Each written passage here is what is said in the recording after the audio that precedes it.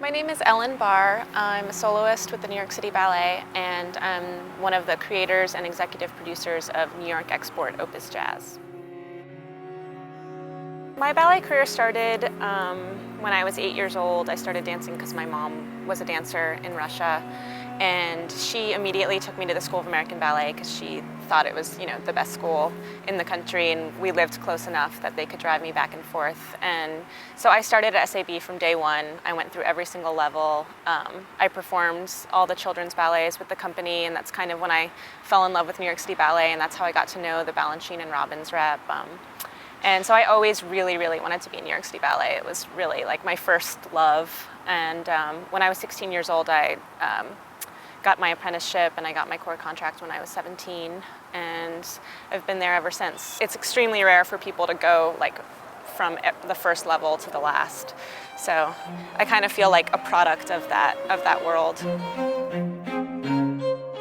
Well, it's sort of the nature of way being a dancer works. It's like you go into a studio and you work with a choreographer, or you go to a company and you're always working in that world, and it's very insular, and you forget that you have a responsibility to a greater public because you never actually see them. I mean, they're sort of this audience in the void that you don't actually see and very rarely get to meet. And I think dancers are used to leaving it up to other people, leave it up to the administration, to the advertisers, leave it up to someone else to get people in here.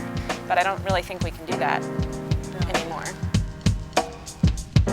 I think that, the film was a product of starting to feel like part of an overlooked and misunderstood art. Just little things, like sort of being frustrated by going to the New York Times website and it has all the arts listed on the side, but dance isn't there. You have to click 3 times to get to dance. It's like little things like that, or it's like the dance section is always this tiny pushed to the back section of a magazine, and it just always seems like this kid sister art, that's it's not as serious as opera, or it's not, it's just, I was frustrated with things like that, and people not understanding just how relevant it can be, and that it's not just, the old story ballets, but it's not just this, it's not just that, it's so many things.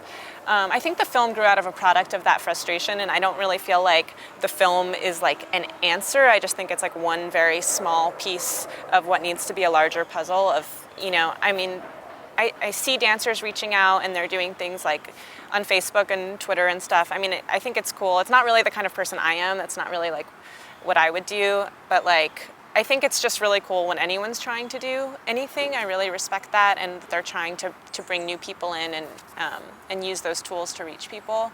I don't really know, I think it's just going to be a combination of a lot of things of the dance world, just getting it together and getting out to people. And I see things happening, Fall for Dance is a huge success, and I see things happening that are exciting. I would hope to just keep contributing in whatever small way I can to that, and if Opus Jazz, I think, has been really successful with that. We'd love to do that again. Of course, it's going to take many, many things like that and many things of a different type to really change our status right now. I really like this organization called Alliance for the Arts, because what they do basically is they advocate for the arts in New York, and they basically just make the case that the arts is sort of what makes a city live and breathe, and it's what brings people here, and it's this huge economic engine. It brings people here to live because they want to become successful at their art, and dance is a huge part of that.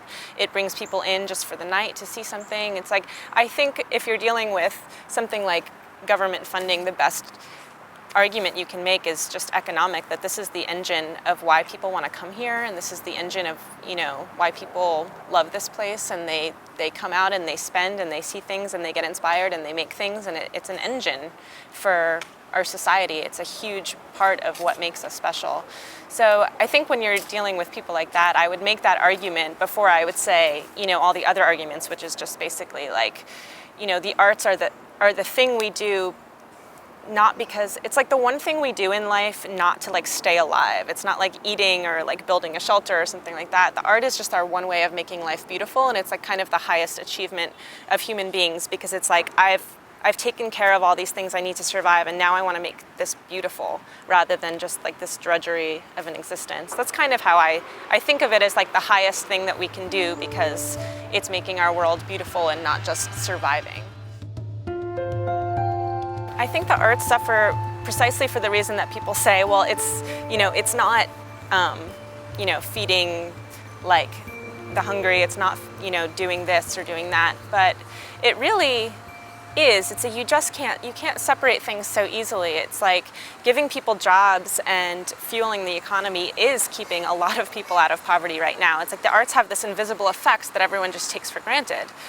And just also the arts have this really powerful way of communicating messages, whether it's political, if you want to save the environment. It's like these things are so much better communicated through film and through novels and through dance and through all these things than they are in just, dry scientific reports or something like that. It's like the arts really make everything important for every human. They really communicate why people should care about something. And so even if the arts isn't necessarily your thing, it's like the arts is a way to communicate your message.